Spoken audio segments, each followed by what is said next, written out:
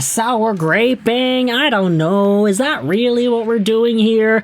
We got some positive Vancouver Canucks news to go over. And some potentially, okay, maybe really, bad news for the Philadelphia Flyers. And I'll start this video out by saying, Flyers fans, I know it must be annoying to have somebody like me continually talking about your team in this way, dogging you guys every time something goes wrong, but I will admit, it's not like everything's going bad for the Philadelphia Flyers.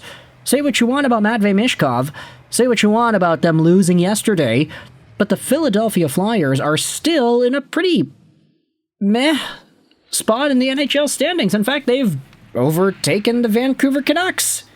They were already above Vancouver even before yesterday's loss in regulation to Calgary. The Flyers, right now, are at 13 points in 12 games, and the Canucks are at 12 points in 13 games. Vancouver is 28th in the National Hockey League, and third last in the Pacific. So, they're not doing all too hot, but they're hurt. They got so many guys on the IR, so it's kind of a lost season. However, the reason we're making this video is because of a graphic that was posted on Sportsnet. I found this on the Canucks subreddit, but I wanted to showcase it here today. The graphic is very simple. It just says this: Tocchet's teams don't shoot. And below is a list of the last 4 full seasons that Rick Tocchet has had as head coach in the NHL. In 2020-2021, the Arizona Coyotes had Rick Tocchet for the full year, and they had 27.5 shots a game. Good enough for 29th in the NHL. In 23-24, Tocchet's first full season with the Canucks, that season they finished off with 28.4 shots per game. Good enough for 26th in the NHL. Slight improvement, but still, despite the PDO bender and the Game 7 in the second round of the playoffs, they still didn't get many shots. That was a very big problem in those playoff games. I mean, imagine beating Nashville with 10 shots on goal. It's ridiculous. And then you can see in 24-25, the season that was last year, Tocchet, after winning the Coach of the Year, had himself 25.5 shots per game. Good enough for 31st in the NHL. And this year with the Flyers, well, they've gone out there with 24 shots a game, good enough for 31st in the league. Every single team Rick Tocchet head coaches for a full season, they don't shoot. They don't shoot the gosh darn puck on goal. They find ways to just keep it going, dump and chase. We want to reprogram the way Elias Pettersson thinks the game. We want to reprogram the way Medvedev thinks the game.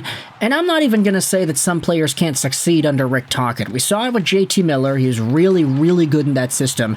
And oddly enough, hey, guess what? Trevor Zegras is doing really well this year too. He's a point-per-game guy. He's been over a point per game in this recent stretch. And that's all under Rick Tocchet. So, yeah, Trevor Zegras is having a bounce-back year for the ages that I don't think anybody really expected with Rick Tocchet as his head coach. But the team just doesn't shoot.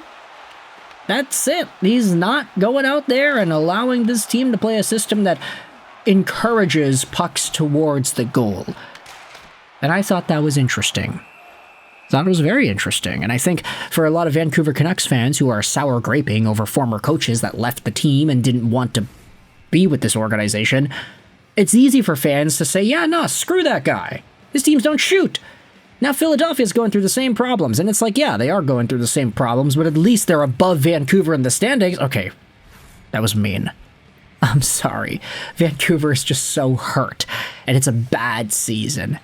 Everybody's sad nowadays, too, right? Oh, injury scare with Brock Besser. Oh, the Blue Jays lost. Oh, Quinn Hughes is not himself. Oh, he's gonna leave. Oh, Adam Foote's Teemu Tocchet. It just does not work out, boys. Boys and girls, cannot forget the 4% of my audience that is actually female, at least according to their Google and YouTube accounts. Anyways, shifting gears to Vancouver and the Canucks, I actually wanted to talk about a very particular player in the organization right now. You see, yesterday we made a video commentary talking about Braden Coots and his level of success that he has exhibited in the WHL so far. Yeah, I get it. He was included on the NHL's worst team of the month for October because the 3-game sample he had was so negative in terms of his on-ice game scorecard that it was put on that list. But there's another player, drafted by the Vancouver Canucks in the most recent 2025 NHL Entry Draft, who happens to be doing really well. No, it's not Braden Coots, he's doing fine, but the guy who was taken in the second round. Take a look at Alexei Medvedev. Dave Hall tweeted this out earlier yesterday. Had his shutout bid spoiled with 39 seconds remaining in today's game. He still stopped 30 of 31 shots to extend his season record to 6-1-1. Both Medvedev's .930 save percentage, tied, and .182 goals against average lead the entire Ontario Hockey League, baby. Ugh. That's amazing. Alexei Medvedev is doing things that I don't think we have seen out of an OHL goaltender in this age range in quite a while, I think. I mean, you think about guys in the past, yeah, okay, the OHL has had some goaltenders recently who have stood the test of time and been good, but it's not too common.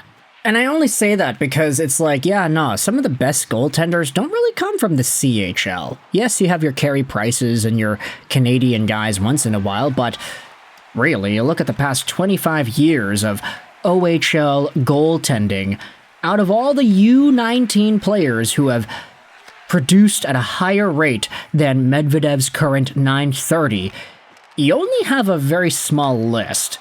Since 2000-2001, U19 players above .930 save percentage and a certain amount of games played, you have Steve Mason, who had a .931 and 17 years old, so he's kind of the outlier there.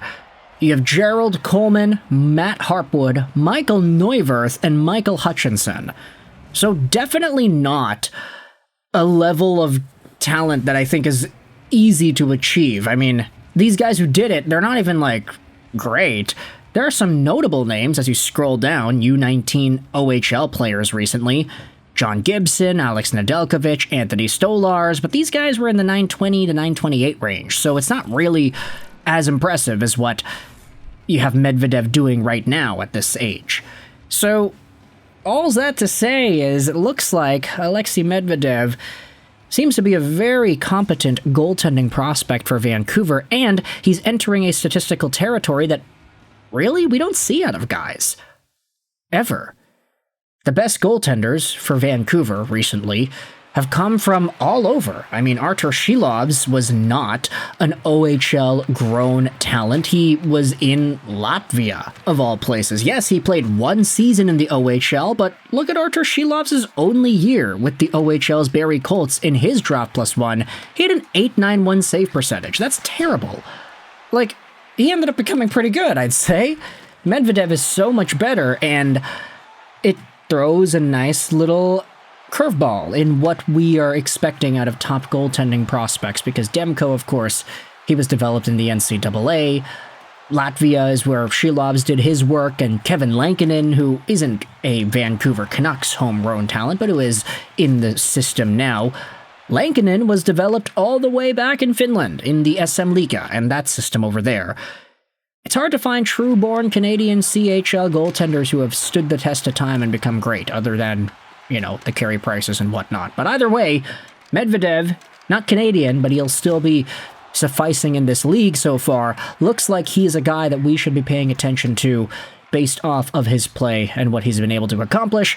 Let me know your thoughts in the comment section below about Medvedev and the way he's progressed, as well as your thoughts on the Philadelphia Flyers and Rick Tocchet not shooting the gosh darn puck. Am I sour graping here? Yeah, I am. I admit it. But thoughts in the comment section either way. I hope you enjoyed this video. And bye.